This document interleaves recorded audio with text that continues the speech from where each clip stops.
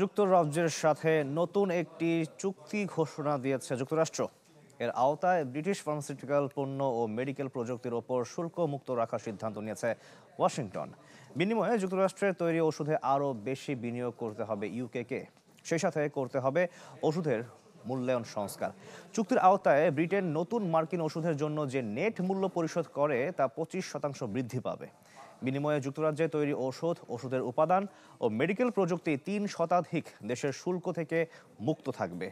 এই চুক্তি দুই দেশের ওষুধ খাতে বিনিয়োগ ও উদ্ভাবনকে ত্বরান্বিত করবে বলে মনে করছেন মার্কিন যুক্তরাষ্ট্রের ট্রেড রিপ্রেজেন্টেটিভ জেমিসন ঘুরিয়ার।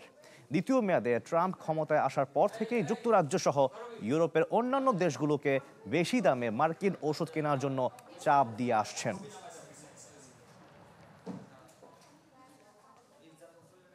নতুন এবং ফিরে আসা গ্রাহকদের জন্য নগদে চলছে ক্যাশব্যাক সহ প্রতিদিন হাজারো উপহার জেতার সুযোগ। হবে আশা আর ফেরা, সারপ্রাইজ সেরা।